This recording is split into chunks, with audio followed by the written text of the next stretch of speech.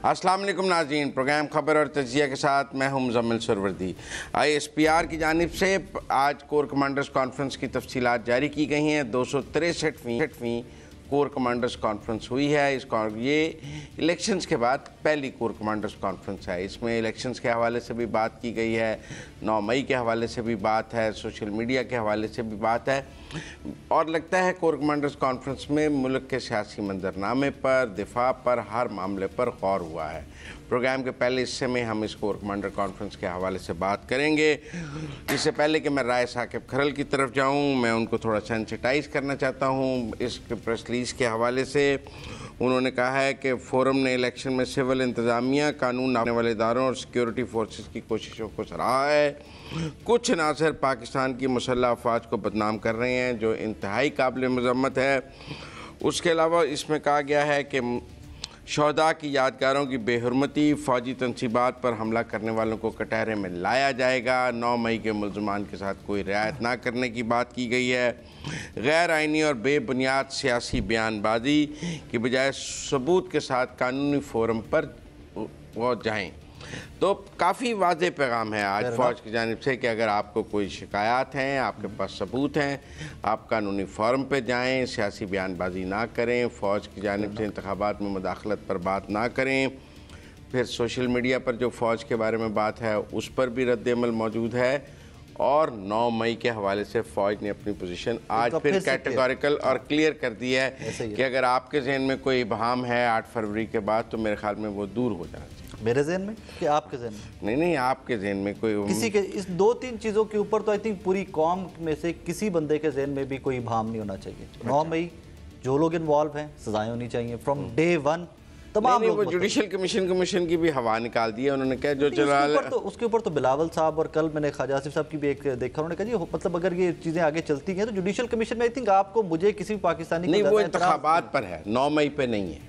नहीं, लेकिन वैसे 9 मई पे नहीं है। मैं नहीं, अगर आप मिक्स ना करें। नहीं, बिलावल साहब वाली की बात कर रहे हैं आप। हाँ, जो वो इंतखाबात के नहीं, नहीं, नहीं, नहीं, वो इसी के ऊपर था। लेकिन हम चले और पॉइंट पे रहते हैं, टॉपिक पे रहते हैं। इसमें एक जुमला बड़ा इंपॉर्टेंट है मुज़म्मिल साहब, महदूद सियासी अनासर सोशल मीडिया पर इलेक्शन में मुदाखलत के गैर मुसद्दका इल्ज़ामात लगा रहे। ये जुमला बहुत इंपॉर्टेंट है। इसमें स्ट्रेट अप होना क्या चाहिए कि कोई फुटेज कोई हम कम से कम मैंने तो नहीं देखी कि जिसमें कह सके बंदा कि जी इस एक स्पेसिफिक डिपार्टमेंट की कोई इन्वॉल्वमेंट कहीं पे मैंने फुटेज ऐसी कोई नहीं देखी। अब कहानी क्या है कि जहाँ जहाँ पर आपको लगता है कि रिगिंग हुई है, platforms are there, forums are there, वहाँ पे जाना चाहिए। क्योंकि अगली स्टोरी भी हमारी वही है जो फॉर्म 45 अपलोड कर दिए गए, which is a positive development के इलेक्शन कमीशन ने कर दी है। तो इन 2-3 चीज़ों के ऊपर तो आई थिंक बड़ी क्लैरिटी पहले कम से कम मैं तो बहुत क्लियर था इसके ऊपर कि जनाब 9 मई में यस जो इन्वॉल्व है उनको बिल्कुल सजाएं होनी चाहिए। उसके ऊपर सबके सब मुत्तफिक। तहरीक इंसाफ तो मुदाखलत की बात कर रही है, वो सियासी जमात कर रही है, एक सियासी जमात कर रही है, ठीक है ना। और उसके जो वीलॉगर्स और सोशल मीडिया हैंडलर्स और उनके वो भी आज आप जंप कर रहे हैं। आप हमेशा मुझे कहते हैं कि तुम स्टोरीज जंप करते हो, लेकिन आज आप जंप कर रहे हैं। कल आपने देखा एक प्रेस कॉन्फ्रेंस हुई असद कैसर साहब की जानिब से और शेर अफजल मरवा साहब की जानिब से। उन्होंने अपने आप को डिसएसोसिएट किया उन फैक्टर्स से कि जो जनाब इस तरह की इंफॉर्मेशन और वो सारा फैला रहे हैं। अच्छा, उस पर भी मेरा एक मौक़िफ़ है। जी, जब तक तो वो फौज को गालियां निकाल रहे थे तो पीटीआई एंजॉय कर रही थी। मतलब वो ये काम तो 1.5 साल का मैं पहला बंदा मेरी बात सुने, कहता यार ये गलत कर रहे हैं, गलत कर रहे हैं। बात तो सुन, जी, बात पूरी तो एक तो आपका बड़ा मसला है, ना सुनते हैं ना कुछ बात करने देते हैं। तहम्मुल से और गौर से सुनता हूं ना मैं आपको, इतने तहम्मुल और गौर से सुनता हूं मैं आपको। देखें, वो तो ये काम 1.5 साल से कर रहे थे। ओके, ठीक है। और पीटीआई की ओनरशिप उनके पास 1.5 साल से मौजूद थी। ओके, इफ यू से सो। अच्छा, नहीं, पीटीआई के ऑफिशियल हैंडल से उनकी चीजें रीशेयर की जाती थी। अगर आप मुकम्मल करने। अच्छा, ये तो अब वो जब इनको ही पड़ गए, जब वो शेर अफजल मरवत को ही गद्दार कहने लग गए और जब उन्होंने असद कैसर को ही कंपनी का गद्दार कहना शुरू कर दिया, तो जब अपनी जान जब अपनी जान पे पड़ी तो डिसोसिएट किए कि फौज के लिए नहीं किया। अच्छा, यहाँ पे आप मेरा बात समझे, फौज के लिए करते तो जब पहले दिन उन्होंने फौज के खिलाफ बात की थी तो उस दिन ऐलान करते कि हम इस खुद को इससे डिसोसिएट करते हैं। जब तक वो फौज के खिलाफ लगे हुए थे आप इंजॉय कर रहे थे। अब जब उन्होंने आपको गालियां निकालनी शुरू की हैं तो आपने डिसोसिएट कर दिया। मैं एड्रेस करूं इसको। हाँ, आपको याद है स्टार्ट में शेर अफजल मरवत साहब बानी चेयरमैन तहरीक इंसाफ के, उनसे जेल में मिल के आए तो उन्होंने एक स्टेटमेंट दी थी कि वो तमाम व्लॉगर जो पाकिस्तान से बाहर बैठे हुए हमारे सिक्योरिटी इदारों को एड्रेस करते हैं और कुछ बकवास करते हैं, उनका इस सियासी जमात से कोई लेना देना नहीं है। और उसके बाद शेर अफजल मरवत टारगेट भी हुए। उसके बाद शेर अफजल, ये आज से कई महीने पहले की बात है, कई महीने पहले की बात है। मेरी बात, इवन डिजिटल मीडिया के जो यूजर थे, तहरीक इंसाफ के डिजिटल मीडिया के जो यूजर थे, उन्होंने भी इसके ऊपर बड़ा हाइप क्रिएट की। उन्होंने कहा भाईजान वो कौन सा पार्टी के कोई ऑफिशियल किसी कैपेसिटी में काम कर रहे हैं, वो इंडिपेंडेंटली बैठे हुए बाहर काम कर रहे हैं। जब आप सवाल यहाँ पर और जब आप उनकी चीजें पीटीआई के ऑफिशियल ट्विटर हैंडल से रीशेयर करते हैं तो आप ओनरशिप देते हैं ना। जब मैं आपके ट्वीट देखें, जब मैं आपके ट्वीट को रीशेयर करता हूं तो मैं उस बात से मुत्तफिक नहीं, वो ऊपर लिखा हुआ आता है कि रीट्वीट्स आर नॉट एंडोर्समेंट। नहीं, आप मुझे बहुत सारे लोग, मुझे बहुत सारे लोग आपको वो बात पसंद आ रही होती है तो आप रीशेयर करते हैं, अदरवाइज नहीं करते। नो, ऐसी बहुत हल्फन कह रहा हूं, ऐसी बहुत सारी चीजें मुझे सख्त नापसंद होती है, लेकिन लोग चाहते हैं कि उसको विजिबिलिटी मिले, उस ट्वीट को टैग कर देते हैं और मैं उसको रीट्वीट कर देता हूं, क्योंकि अगर उस मौके मैं नहीं करता, मैं कर देता हूं। अच्छा, अगर मुझे टैग कर देते हैं, मेरा ये इसमें मौकफ है कि जब अपने पांव जलने लगे और जब खुद को गालियां पड़ने लगी तो आपने बड़ी आराम से ऐलान ला तलकी कर दिया। वो कहते हैं बच्चा जब पूरे गांव को गालियां निकाल रहा था एंजॉय कर रहे थे, जब उसने बाप को निकालनी शुरू कर दी तो बाप ने आग कर दिया। ये बच्चे आपके पहले सबको निकाल रहे थे, आप एंजॉय कर रहे थे, जब उन्होंने आपको निकाली आपने आग कर दिया। अच्छा, यहाँ पे एक और डेवलपमेंट भी है कल की, आप वो शायद भूल गए। अली मोहम्मद खान साहब के खिलाफ भी एक कैंपेन चली है, आपने नोटिस की? बिल्कुल। अली मोहम्मद खान साहब जो नजरियाती लोगों में थे, तहरीक इंसाफ के फ्रॉम डे वन जो लोग चले हुए आ रहे हैं, असद कैसर साहब और ये तीन लोग कल के टारगेट हुए। देखें, मैं आपको बताऊं, जब असद कैसर साहब ने मुफाहमत शुरू की थी ना इंतखाबात से बहुत पहले, तो आपको पता है वो मुफाहमत क्यों नाकाम हुई थी? क्यों? क्योंकि ये कंसिडर्ड ओपिनियन था कि there are to PTI's. Okay, एक पीटीआई नहीं, एक पीटीआई ओवरसीज है, एक पीटीआई पाकिस्तान है। पीटीआई पाकिस्तान तो पाँव में पड़ी हुई है और पीटीआई ओवरसीज ने बंदूकें निकाली हुई हैं। ठीक है ना। ये तो नहीं हो सकता कि पाकिस्तान के अंदर आप मुफाहमत की बात करते जाएं और वहाँ से शहजाद अकबर, शहबाज गिल, जुल्फी बुखारी और जो अब जिनको डिसोसिएट किया गया है हैदर मेहदी और वो, इन सब को मेरा मतलब वो वहाँ से फ्लड खोले, मोहित पीरजादा, शहीन सबाई, आप मेरी बात सुनें, और वो आपके जलसों से खिताब भी करें, आपके फंक्शंस में मौजूद भी हो। यस, तो मेरा मतलब है कि अब मैं समझता हूँ जो आपने कल जो किया है वो तो इसलिए किया है ना कि वो शेर अफजल मरवत को ही पड़ गए। अच्छा, यहाँ पे सबसे इंपॉर्टेंट फैक्टर क्या है या सबसे इंपॉर्टेंट शख्स इस सारी पिक्चर के अंदर कौन है? कौन है? इमरान खान जो जेल के अंदर है। आज उनके केपीके के चीफ मिनिस्टर गंडापुर साहब उनसे मिलकर निकले जेल से। उन्हें जेल से निकलते जब मीडिया से बात कर रहे थे, अच्छे 2-4 अच्छे पॉइंट्स उसके ऊपर उन्होंने टेकअप किए। उसमें एक पॉइंट बड़ा इंपॉर्टेंट था, उसने मेरी अटेंशन जरूर किया, कि पता नहीं आपकी की कि नहीं की। उन्होंने कहा जी चेयरमैन ने कहा है कि मतलब वो भी चेयरमैन कह के मुखातिब करते हैं ना तहरीक इंसाफ के लोग, सुन्नी इत्तेहाद काउंसिल के लोग अभी भी खान साहब को चेयरमैन कह के मुखातिब करते हैं। उन्होंने कहा जी फौज भी मेरी, इदारे भी मेरे, इस्टेब्लिशमेंट भी मेरी। और ये स्टांस बहुत सारे लोगों का, फिर यहाँ मुझे एक चीज़ के ऊपर आज मुत्तफिक होना पड़ेगा आपसे कि यस, दो राय या दो ओपिनियन पैरेलल चलती आ रही थी। और अच्छा, एक इसमें मैं आपको फर्क बताता हूं। जी, जब कहा जाता है ना फौज हमारी, तो साथ फौजी क़यादत को गालियां दी जाती हैं। एक मिनट, आप मेरी बात समझें, आज के प्रेशर में ऐसा कुछ फौजी क़यादत और फौज में कोई फर्क नहीं है। हाँ, पहली बात आप ये समझें, एक ही चीज़। आप मेरी बात समझे ना, तो ये जो सियासी जमातों का मौक़िफ़ है ना कि हम तो फौजी क़यादत के बारे में बात करते हैं, फौज के बारे में बात नहीं करते। नहीं था आज के प्रेशर में, नहीं था। वैसे मैंने आपको ये बात बताई है कि एक पोस्चर ये भी रहता है कि हमने तो फौज के बारे में तो बात नहीं कर रहे हैं, तो फौजी क़यादत बड़ा मोहतात प्रेशर था, बड़ा केयरफुल प्रेशर था। अच्छी बात है, पंजाब में थे ना वो, मोहतात प्रेशर। वापस पहुंचेंगे केपी वैसी बातें करनी शुरू कर देंगे। I don't think so. Government formation के बाद, जिस तरह वो बिलावल साहब ने कहा ना कि गवर्नमेंट से पहले मामलात और होते हैं कैंपेन के अंदर, और वो गवर्नमेंट फॉर्मेशन के बाद चीजें बहुत बदल जाती हैं। You know that, I know that. अच्छा, नहीं, फिर मैं आपको से एक और सवाल करता हूं। जी प्लीज। कि गंडापुर साहब ने अपनी पहली तकरीर में 9 मई के मुकदमात खत्म करने का कहा ना 7 दिन में, जो जहाँ पे नाजायज बने, ये फैसला अदालत करेगी ना, हुकूमत तो कर ही नहीं सकती। अच्छा, बहुत सारी चीजें, ठीक है, हुकूमत तो अब जायज नाजायज का फैसला नहीं कर सकती, वो तो अदालत करेगी। आज के शो का लास्ट सेगमेंट है हमारा, वैसे ये लास्ट सेगमेंट हमारा ये वाला, अगर कभी आप मेरी बात समझे ना, तो आज उन्होंने, तो मुझे लगता है आज 9 मई का ये जो प्रेस रिलीज है ISPR का, इसका मतलब है कि वो कोई मुकदमा खत्म नहीं हो रहा। क्लैरिटी आ गई। क्लैरिटी आ क्लैरिटी। तो गंडापुर साहब को आ गई क्लैरिटी, ऑब्वियसली आ गई होगी उनको भी, शायद हो सकता है उस प्रेशर को भी एड्रेस किया गया हो, उस प्रेशर को भी हो सकता है आज के इस कॉन्फ्रेंस में एड्रेस किया गया हो, क्योंकि एक चीफ मिनिस्टर है यार, एक सूबे का एक बड़ा फिगर तो है ना। अच्छा, उनके मुंह से कोई भी बात निकलेगी वो वेट तो रखेगी।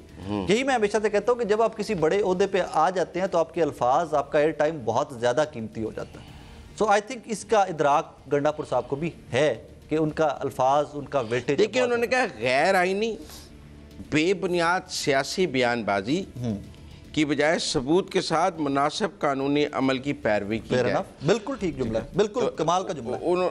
मतलब एक बड़ा क्लियर मैसेज है, कमाल का जुमला है। अगर आप रिगिंग की बात करते हैं, आप कहाँ जाएंगे? ट्रिब्यूनल्स में जाओ यार, जा रहे हैं, और यही होना चाहिए, यही तरीकाकार है। नहीं, आप सड़कों पे भी जा रहे हैं। अब जमहूरी हक तो है ना, आप उसको ये ना भाई, अच्छा ये मतलब इस पे मेरा आपका बहुत डिफरेंस है यार, आके देखिए ना सर। नहीं नहीं नहीं, देखिए जमहूरी हक है, जमहूरी हक है, जब कानूनी फोरम्स ना हो तब है पुरअमन एहतजाज। जब कानूनी फोरम ना, जब आपके पास एक कानूनी फोरम मौजूद है, आपको वहां जाना चाहिए। पुरअमन एहतजाज तो किसी भी आप अदालतों को दबाव में लाना चाहते हैं? नो, उसका मतलब जो माजी में सारे धरने हुए, जो मौलाना साहब भी इस्लामाबाद की तरफ गए, लॉन्ग मार्च हुआ, तो उसमें क्या किसी को दबाव में लाना था? वो तो हुकूमत को दबाव में लाना था। तो अभी भी तो हुकूमत बन गई ना फिर। नहीं, अभी भी तो हुकूमत बन गई। तो धांधली से कोई ताल्लुक नहीं। ये इलेक्शन इस हुकूमत ने तो नहीं कराए हैं। गुडनेस से क्या, ये इलेक्शन इस हुकूमत ने तो नहीं कराए। ये इलेक्शन इस हुकूमत ने तो नहीं कराए। Let's not go on that. नहीं, ये इलेक्शन इस हुकूमत ने कराए हैं यार, ये just made me laugh. Let's not go on that. देखिए मेरी बात, ये इलेक्शन इस हुकूमत ने कराए। अभी चलो ठीक है, मैं नहीं, मैं आपसे पूछ रहा हूँ, एक सादा सवाल पूछ रहा हूँ, ये इलेक्शन इस हुकूमत ने कराए हैं? ये भी अगला टॉपिक है हमारा। नहीं, ये अगला टॉपिक है। फॉर्म 45 अपलोड, आप कैसे जिम्मेदार ठहरा सकते हैं? तो किससे मुतालबा करें? वो है इन्वेस्टिगेशन का मुतालबा किससे करेंगे? हुकूमत से करना था। ट्रिब्यूनल में करेंगे भाई, हुकूमत से भी तो करना था यार। कोई एक कमीशन इस तरह का बना दो भाई, कोई एक इस तरह का, कोई चलो पार्लिमानी कमेटी बना दो यार, कुछ तो बना दो कि जो इन्वेस्टिगेट करे हमारे रिजर्वेशन। 2018 में क्या हुआ था? तो तब आप करवा लेते, उसमें क्या? अच्छा ये इसके मुझे I have differences on that. Even 18 में हुआ था, फिर 13 में हुआ था, फिर 8 में हुआ था, फिर 1947 से स्टार्ट कर लो। फिर भाई 1947 से भी स्टार्ट करना छोड़ दो। जब से इंसान पैदा हुआ, जब से दुनिया तखलीक हुई, वहां से इन्वेस्टिगेशन का आगाज करो। हाबील का बील से इन्वेस्टिगेशन का आगाज करो। जैसा आपने किया था आपके साथ वैसा ही किया जाएगा। ये कोई जस्टिफिकेशन नहीं है मुजम्मिल साहब, दिस इज नो जस्टिफिकेशन। आप हाबील का बिल से इन्वेस्टिगेशन क्यों नहीं स्टार्ट करते यार? नहीं, आप बानी पीटीआई से शुरू करेंगे। नहीं सर, आप हाबील का, जब वो बतौर वजीर आजम थे, धांधली के इल्जाम पर उन्होंने जैसे रिएक्ट किया था वैसे ही किया जाए। नो मुजम्मिल साहब, हाबील मेरी माने आप, हाबील का बिल से देखें, जैसे धांधली के इल्जामात को उन्होंने एड्रेस किया था, डीएनए टेस्ट करवाना स्टार्ट करें, और हाबील का बिल धांधली के इल्जामात को उन्होंने एड्रेस किया था, और जितनी स्पेस उन्होंने धांधली के इल्जामात को दी थी उतनी। इसका मतलब है एक तो आप मान गए कि धांधली हुई, इसमें आप मान गए कि धांधली तो बात की ना, धांधली के इल्जामात। आप हमेशा कहते हैं कंपैरेटिव एनालिसिस है, मैं वही कंपैरेटिव एनालिसिस ही कर रहा हूं। आप कंपैरेटिव एनालिसिस में जाके एक चीज तो मान गए अगर आप ये कहते हैं, क्योंकि बार-बार 18 में वो कह रहे थे आरटीएस बैठ गया। 18 के बाद क्या इल्जाम लगा? सिलेक्टेड। तो कासिम सूरी साहब की रूलिंग थी कि आप कौमी असेंबली में सिलेक्टेड नहीं कह सकते। उसके बाद तो कहते हैं ना, नहीं एंड तक कहते हैं। आपने क्यों वो रूलिंग? एंड तक कहते हैं आपने क्यों वो रूलिंग? आप एंड तक कहते हैं। भाई आज आप कहते हैं पार्लियामेंट में बात करने की इजाजत नहीं है, तब आप देते थे। एंड तक आप कहते हैं ना सिलेक्टेड, ऐसे बाहर पार्लियामेंट में नहीं कह सकते थे। बाहर कहते हैं ना, पार्लियामेंट में नहीं कह सकते। ठीक है, बाहर तो कहते हैं ना। क्यों बाहर तो कहते हैं? ये क्या पॉइंट पे रहे ना आप, उसके ऊपर चले गए। पर मैं ये कह रहा हूं कि आपने उसको पार्लियामेंट में कहने से मना किया। नो, पॉइंट पे रहिए। आप एंड तक सिलेक्टेड कहते हैं, कहते हैं ना। आप पीछे बैकआउट तो नहीं ना किया कि आपने कहा जी चले ठीक है कि जस्ट बिकॉज के खान साहब नहीं मान रहे, वो कहते हैं जी रिगिंग नहीं हुई तो okay fine, we are okay with it, और सिस्टम को आगे चलने दे। ऐसा तो नहीं था ना। आप एंड तक सिलेक्टेड करते आए, पर वो वजीर आजम भी एंड तक करते आए। तो वजीर आजम शहबाज शरीफ बन गए ना, शहबाज शरीफ साहब वजीर आजम तो बन गए। तो इसी के ऊपर फिर गंडापुर के साहब की स्टेटमेंट, उन्होंने कहा भाईजान देखें, हल्फ बर्दारी में मैं इसलिए नहीं गया कि हमारा मैंडेट चोरी हुआ है। अगर मैं उनकी हल्फ बर्दारी में जाता तो मुझे ये था कि जनाब मैं आइन की रूह से खिलाफ वर्जी कर रहा हूं, बट अपने सूबे को चलाने के लिए I will go to prime minister, I will sit with him, I will talk to him. जहां पे फाइनेंसेस आएंगे, जहां फंड का आएगा, जहां पे कोई भी इशू आएगा मेरे सूबे को लेके, he is the prime minister and I will गो। आज के प्रेस रिलीज के बाद पीटीआई को क्या पैगाम मिला है?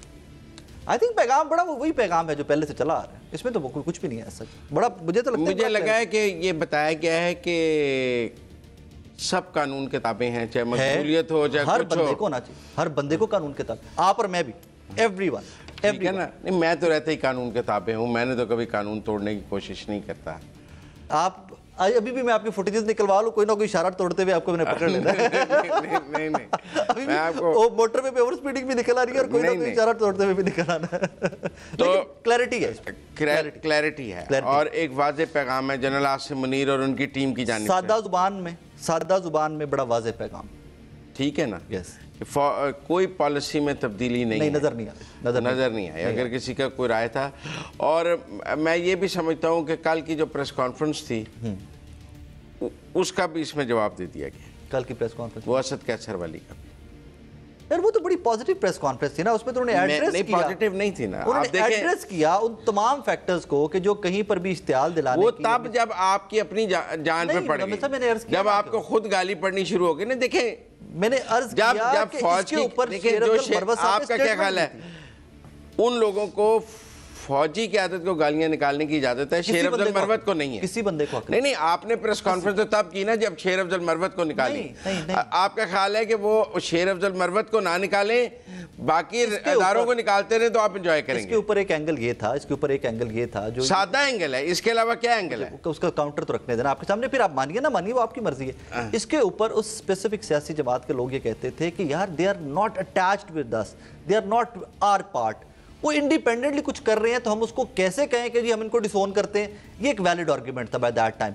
लेकिन इसी आर्गुमेंट के साथ I still remember that Marwat साहब ने निकल कर कहा था कि खान साहब ने मुझे पैगाम दिया है कि कोई भी बंदा जो किसी इंस्टीट्यूशन को यू टारगेट करने की कोशिश करेगा, डिसएसोसिएटेड, हमसे उसका कोई लेना देना नहीं। उसके बाद क्या होता है, उसके बाद इलेक्शन कैंपेन के दिनों के अंदर आपने देखा केपी में मरवत साहब ने पाक फौज के नारे लगवाए हर जलसे के एंड में, और फिर आपने मरवत साहब को साइडलाइन कर दिया। कोई उनको इंतखाबी रैली करने की इजाजत नहीं दी, बल्कि कराची में वो कर रहे थे तो आपने प्रेस रिलीज जारी किया कि आप फौरन वापस आ जाएं, अपनी रैली छोड़ के वापस आ जाएं। रऊफ हसन और बैरिस्टर गौर ने जारी किया। ये सैटरडे जो गुजरा ना, नहीं, मैं इलेक्शन से पहले की बात कर रहा हूँ, जब उन्होंने नारे लगवाए। उसके बाद शेर अफजल मरवत को ना उनके पसंद के हल्के से टिकट दिया गया, फिर भी नहीं, आप मेरी बात सुनिए ना, उन्हें कोई इंतखाबी रैली करने की इजाज़त दी गई, बल्कि वो कराची में कर रहे थे, उनको वापस बुला लिया गया और कहा गया कि अपने हल्के में चले जाएं, आप कहीं कुछ नहीं।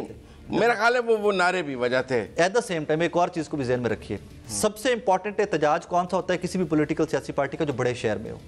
अभी सैटरडे को जो एहतजाज की कॉल थी सुन्नी इत्तेहाद काउंसिल की जानिब से, इस्लामाबाद में उस एहतजाज को लीड कौन कर रहे थे?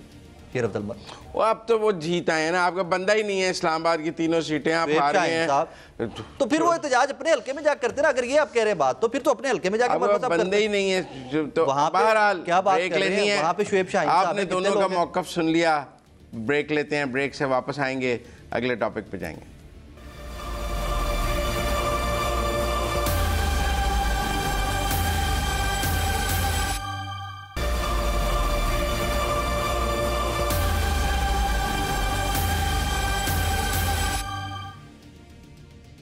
ब्रेक के बाद खुशामदीद नाजरीन। फॉर्म 8 फरवरी के इंतखाबात से अब तक फॉर्म 45 और फॉर्म 47 की एक अजीब बहस मुल्क में थी। कोई कह रहा था मैं फॉर्म 45 वाला जीता हुआ हूँ, कोई कह रहा था मैं फॉर्म 47 से जीता हुआ हूँ। वो कह रहे थे ये फॉर्म 47 वाली हुकूमत है, हम फॉर्म 45 वाले लोग हैं। ये फॉर्म 45 और 47 की जो लड़ाई थी उसने मुल्क का सारा सियासी मंजरनामा अपने इर्द गिर्द घुमाया हुआ था और मुल्क भी 45 और 47 के दरमियान घूम रहा था। बहरहाल आज इलेक्शन के बहुत सा एक सवाल ये भी था कि इलेक्शन कमीशन फॉर्म 45 अपनी वेबसाइट पे अपलोड क्यों नहीं कर रहा। ये एक कानूनी तकाजा है, उन्हें 14 दिन के अंदर जो है ये करना था, लेकिन वो नहीं हो रहे थे। इलेक्शन कमीशन की अपनी तौजीहात थी कि कुछ रिज़ल्ट लेट थे, कुछ उसके बाद उनका ख्याल था कि मखसूस सीटों वाला तनाज़ा शुरू हो गया, पहले हम उसको हल करें या पहले फॉर्म 45 वाले को हल करें। तो चलते चलते बहरहाल आज तमाम हलकों के फॉर्म 45 इलेक्शन कमीशन ने अपनी वेबसाइट पे अपलोड कर दिए हैं और वो कानूनी तकाजा पूरा कर दिया है जिससे उसकी बात की जा रही थी। ये फॉर्म 45 जो हैं ये अब पब्लिक डोमेन में हैं, ये वेबसाइट पर मौजूद हैं, आप भी निकाल कर देख सकते हैं, मैं भी देख सकता हूं। और अगर किसी को कोई कानूनी फोरम के लिए चाहिए तो वो वहां से लेकर अपनी इलेक्शन ट्रिब्यूनल में भी जा सकता है, कंसोलिडेशन भी कर सकता है। वो अपने फॉर्म 45 जो मेरे ख्याल में फॉर्म 45 की लड़ाई और बहस थी वो आज इलेक्शन कमीशन ने बंद कर दी। अपलोड करके। फेयर इनफ, पे बहुत देर पहले कर देना चाहिए था, 14 दिन के अंदर कर देना चाहिए था। अच्छा, इसमें एक और नाम भी था, जिस तरह लास्ट इलेक्शन के बाद आरटीएस का सारा चलता रहा ना, इस बार ईएमएस था, इस दफ़ा ईएमएस था और ये फॉर्म 45 और फॉर्म 47 था, इस दफ़ा ये कहानी थी। अच्छा, बिफोर इट कि हम इसको फर्दर थोड़ा सा डाइसेक्ट करें, कुछ फॉर्म्स हैं जो सुन्नी इत्तेहाद काउंसिल, तहरीक इंसाफ की बैक्ड जमात क्लेम करती है और जो फॉर्म 45 अपलोड हुए हैं, कुछ जो तजाद है उनमें, कुछ मैं अपने नाजरीन के लिए उनके सामने रख देता हूँ। N 128 है, सलमान अकरम राजा साहब और इनके मद्दे मुकाबिल थे ऑन सकलैन चौधरी साहब। फॉर्म 45 जो पीटीआई के पास है, जो वो क्लेम करते हैं कि हमारे पास है, उसमें सलमान अकरम राजा साहब के 361 वोट हैं और ऑन चौधरी साहब के 93 वोट हैं। इलेक्शन कमीशन ने जो फॉर्म 45 अपलोड किया है, उस पर सलमान अकरम राजा साहब के 361 वोट हैं और ऑन चौधरी साहब के 493 वोट हैं, कि मतलब 4 का फिगर आगे वो उसमें जो ये आप इल्जाम लगा सकते हैं, मैं नहीं लगा रहा, मैंने तहरीक इंसाफ कह रही है, मैं भी नहीं इल्जाम लगा रहा, तहरीक इंसाफ ये कह रही है, मैं भी इल्जाम नहीं लगा रहा, मैं सिर्फ इन्फॉर्मेशन दे रहा हूँ अपने नाजरीन को। N 130 में नवाज शरीफ साहब थे और उनके मद्दे मुकाबिल डॉक्टर यास्मीन राशिद साहिबा थी। फॉर्म 45 जो पीटीआई के पास हैं, जो अपने वो क्लेम करते हैं, वो कहते हैं यहाँ पर यास्मीन राशिद साहिबा के 533 वोट थे और नवाज शरीफ साहब के 313 वोट थे। और जो अपलोड हुए हैं फॉर्म, उनके वो कहते हैं जी उसमें यास्मीन राशिद साहिबा के 533 वोट हैं और नवाज शरीफ साहब के 1313 वोट हैं, मतलब एक का फिगर आगे, वो 313 से 1313 हो गए हैं। आगे इसी तरह NA 71 है, सियालकोट ख्वाजा आसिफ साहब और यहाँ पर रेहाना। मैं आपको ना एक बड़ा थोड़ा सा रख लेने दे प्लीज के, कोई नहीं, एक जमात का मौक़िफ़ दे रहे हैं आप, तज़किया तो नहीं दे रहे। नहीं, ये इन्फॉर्मेशन है, ये कलेक्टेड इन्फॉर्मेशन है, ये मौक़िफ़ नहीं है, ये कलेक्टेड इन्फॉर्मेशन है, मौक़िफ़ ही अपलोड हुई है और जिसके काउंटर फोटोज भी वो लोग पता नहीं उनके जाली हैं शायद, तो ये तो उनके पास है वो जाली हैं, ट्रिब्यूनल डिसाइड करेगा, आप और मैं कैसे कर बस फिर ये ज़्यादा ज़रूरी बात है। इलेक्शन कमीशन का मौक़िफ़ एक जमात के मुसद्दक़ा है और इदारे के दिए हुए मुसद्दक़ा नहीं है, ये बात भी ठीक नहीं है। मतलब सब कटिंग हुई है, बीच में कटिंग हुई है, नहीं बीच में ये बात भी ट्रिब्यूनल तय करेगा, कटिंग होना कोई जुर्म नहीं है, कटिंग हुई। जब लिखा जाता है हाथ से बन रहे हैं ना, कंप्यूटर से उम्मीदवारों की कटिंग नहीं होती, या तो फिर बाकी में कहीं पे कटिंग नजर आए, लेकिन चले अगर मुझे ये रख लेने दें ताकि कम से कम हमारे नाजरीन तक पहुंचे। जो फॉर्म 45 जी के ख्वाजा आसिफ साहब और रेहाना डार साहिबा, जो फॉर्म 45 के पीटीआई के पास है, वो कहते हैं जी ख्वाजा आसिफ साहब के 258 थे और रेहाना डार साहिबा के 412 थे। और जो इलेक्शन कमीशन के फॉर्म 45 हैं, उनके मुताबिक ख्वाजा आसिफ साहब के 412 हैं और रेहाना डार साहिबा के 258 है। ये अभी खिचड़ी पकती जा रही है, जैसे जैसे फॉर्म निकलते आ रहे हैं लोग इसके ऊपर। अच्छा, मैंने ना इस पर मैं आपको बड़ा सिंपल सादा सी बात, मैंने इस पर इलेक्शन कमीशन के इंतहाई जिम्मेदार आदमी, आई नो आपकी मुलाकात, ठीक है, उन्होंने मुझे ना ये 128 वाले हल्के की बात ही बताई। अच्छा, एक सेकंड, सलमान अकरम राजा वाली जी, ठीक है। उन्होंने कहा एक फॉर्म 45 सलमान अकरम राजा साहब ले आए, ठीक है, इलेक्शन कमीशन के सामने, एक फॉर्म 45 ऑन चौधरी साहब ले आए, ठीक है।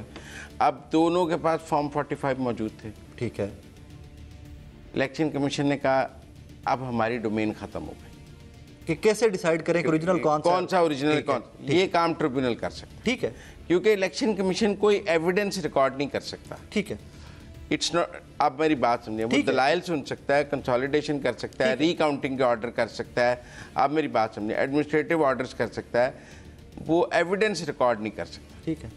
तो जो चीज़ कानून और आइन में उसको अख्तियार नहीं है वो कर। यहाँ पे जरा मेरी रहनुमाई कर दें, मैं am asking question just because कि मुझे नहीं पता, तो मेरी रहनुमाई कर दें। इसका मतलब है कि आरओज ने नीचे से जो कुछ भी रिजल्ट बनाकर भेज दिया वही अपलोड होगा, वही अपलोड। तो फिर इसमें आके कल को अगर कहीं पे ये साबित होता है कि जी ये इसमें ओवर राइटिंग हुई है, इसमें कटिंग हुई है, आरओ जिम्मेदार है, आरओ जिम्मेदार है, इलेक्शन कमीशन कहीं जिम्मेदार नहीं। वो कैसे जिम्मेदार है? तो फिर इलेक्शन कमीशन का काम क्या था?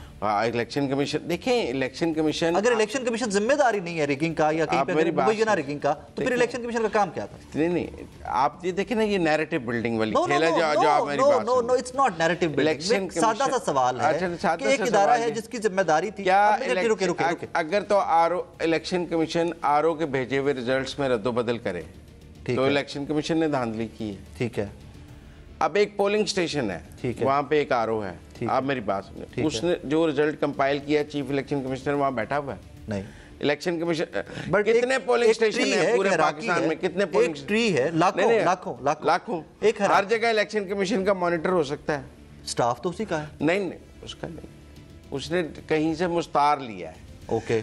अगर वो जुडिशरी से ले लेता तो जुडिशरी का स्टाफ था। ठीक है। जैसे 2013 में आप यहाँ पर हमें वो जहाँ पर 2013 में आप कहते हैं आरओज का इलेक्शन था, तो इसी तरह फिर वापस उस नैरेटिव के ऊपर भी जाना पड़ेगा कि जहाँ पर एक जमात कहती रही कि भाईजान ये इलेक्शन जो है ये डिप्टी कमिश्नर और असिस्टेंट कमिश्नर का इलेक्शन, तो 2013 में वही जमात कहती थी आरओज का इलेक्शन है, तो उसके ऊपर वो तो दोनों तरह खुश नहीं है ना।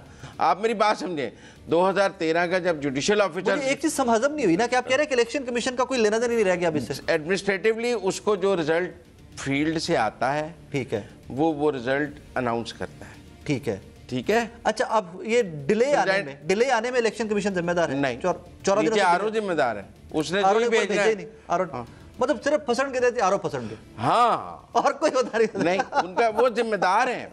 अच्छा, मैं आपको राजा साहब से मैं कई दफा कहता हूँ ना, आप ये तहरीक इंसाफ मकाफात अमल का शिकार हो रही है। पूछे क्यों? 100 दफा हो। अच्छा, नहीं, पूछे क्यों जी?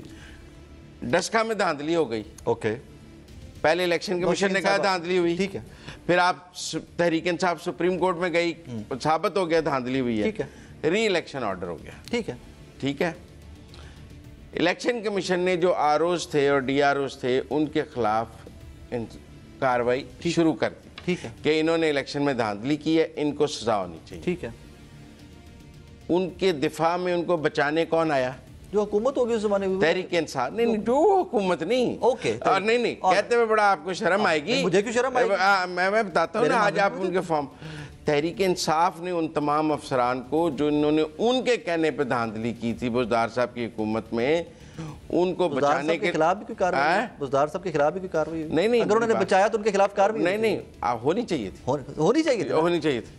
अच्छा, किसी की भी दोस्ती किसी के साथ भी हो उसको अजीज नहीं होना चाहिए, और हमें हक की बात करनी चाहिए, उनके खिलाफ भी होनी चाहिए थी, बिल्कुल होनी। लेकिन उस वक्त चूंकि इमरान खान साहब को धांधली सूट कर रही थी, वो ये नहीं मान रहे थे कि मैंने धांधली किया, वो चीफ इलेक्शन कमीशन से इस्तीफा मांग रहे थे कि मेरी धांधली तुमने पकड़ी क्यों है। मैं सारी डिस्कशन, अच्छा, मेरी बात सुनिए, अगर तब मैंने बात पूरी कर, अगर तब उन आरोज को सजा हो जाती, ठीक है, तो ये आरोज अब ये नहीं करते इसका और इमरान खान के, और एक और मिसाल मैं आपको दे रहा हूं, इमरान खान साहब के दौरे हुकूमत में जितने इंतखाबात हुए सब एडमिनिस्ट्रेटिव आरोज से हुए, जुडिशियल आरोज से नहीं कराए। ठीक है, ठीक है ना, ज़िमनी इंतखाबात, उन्होंने जुडिशियल आरोज से, ठीक है, नहीं कराए, मान अनोखा लाडला खेलने को मांगे, मान लिया, आर्गुमेंट कंप्लीट हो गया आपका। हाँ। अब इस सारी बहस के बाद मुझे एक चीज समझ आ सकी है आपकी बात से, क्या? कि जी उस टाइम पर भी धांधली होती रही है, अभी भी धांधली हुई है। नहीं, मैं ये नहीं कह रहा क्योंकि हमने सारा आर्गुमेंट डेवलप आपने ये किया है। तो आपको ये बताया कि इसमें इलेक्शन कमीशन को आप जिम्मेदार नहीं ठहरा सकते, जो आप रोज इस्तीफा मांगने टुर जाते हैं, आप गलत कह रहे हैं। भाई आरओ साहबान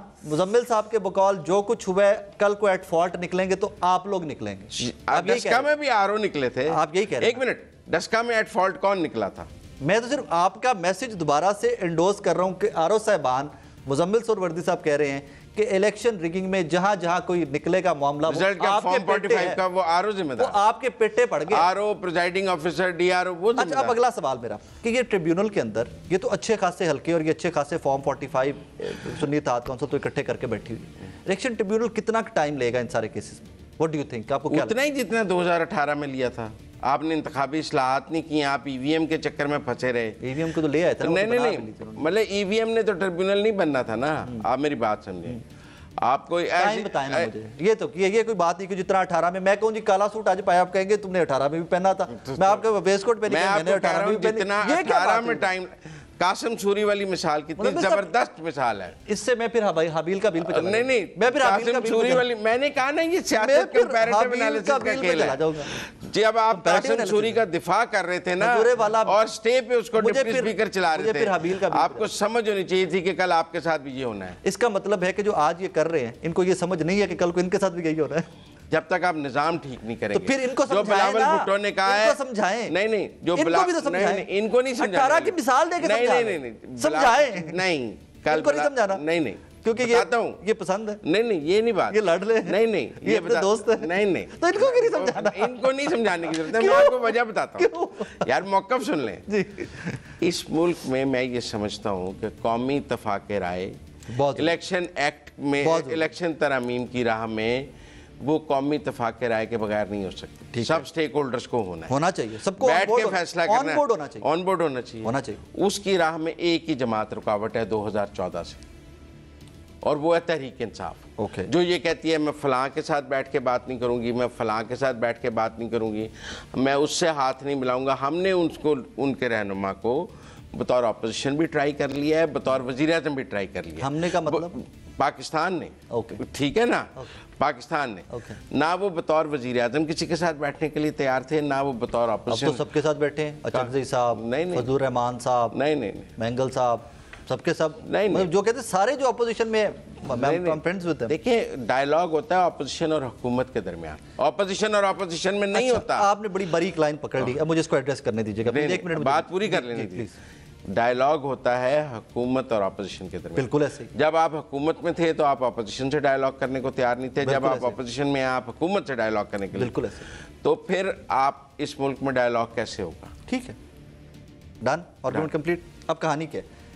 ये मैं 100% मुत्तफिक हूँ आपकी इस एंगल से कि जनाब डायलॉग हुकूमत और अपोजिशन का होता, लेकिन मेरे नज़दीक ज़्यादा जिम्मेदारी उसके ऊपर आयद होती है जो हुकूमत में होता है। पीपल्स पार्टी, PMLN, MQM, इन सियासी जमातों के ऊपर डायलॉग इनिशिएट करने की ज्यादा बड़ी जिम्मेदारी। भाई 2 दिन से कौमी असेंबली में मिसाक मफाहमत की गूंज तुम्हें नजर आ रही है, जवाब कौन दे रहा है? रात को अली मोहम्मद खान साहब की स्टेटमेंट आई है, आज रात को उन्होंने कहा जी जो लोग ये अफवाहें फैला रहे हैं ना कि हम नहीं बैठना चाहते, हम नहीं बैठेंगे, वो नहीं चाहते कि पाकिस्तान में डेमोक्रेसी आगे। वो असद कैसर के बारे में कह रहे हो? नो, जिन्होंने फ्लोर ऑफ द हाउस कहा है कि जब तक आप हमारे लीडर को छोड़ेंगे नहीं, अच्छी बात हम आपसे बात नहीं करेंगे। NRO ही मांग रहे थे, मैंने कल आपसे कहा अच्छी बात करे तो उसको अप्रिशिएट किया। नहीं, ये अच्छी बात की, उन्होंने हमें अप्रिशिएट करना चाहिए। अगर वो लोग बैठना चाहते हैं, अगर they are willing to talk, they are willing to आगे कौमी असेंबली में आपको ऑफर कर रहे हैं, और क्या करें? ब्रेक लेनी है नाज़रीन, ब्रेक से वापस आते हैं, अगले टॉपिक पे जाएंगे। Let's have a break.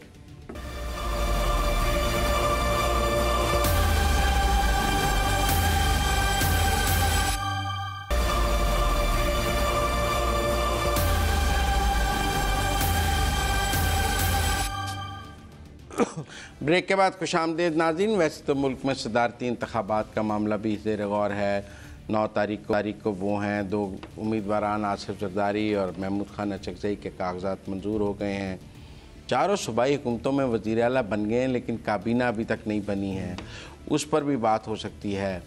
और वफाकी काबीना भी अभी तक नहीं बनी है, बहुत से नाम ज़ेर गौर हैं, कौन वज़ीर बनेगा कौन नहीं बनेगा। लेकिन हमने आखिरी टॉपिक रखा है कि तहरीक इंसाफ ने या सुन्नी इत्तेहाद कौंसिल ने कौमी असम्बली में करारदाद जमा कराई है कि तहरीक के बानी PTI को रिहा किया जाए। अब मुझे चूँकि समझ नहीं आ रही थी कि कौमी असम्बली के पास फ़र्ज़ कर लें ये करारदाद मंजूर हो जाती है और हुकूमत भी इस करारदाद के हक़ में वोट डाल देती है, और करारदाद मंजूर हो गई है, तो भी कौन से कानून के तहत रिहाई होगी?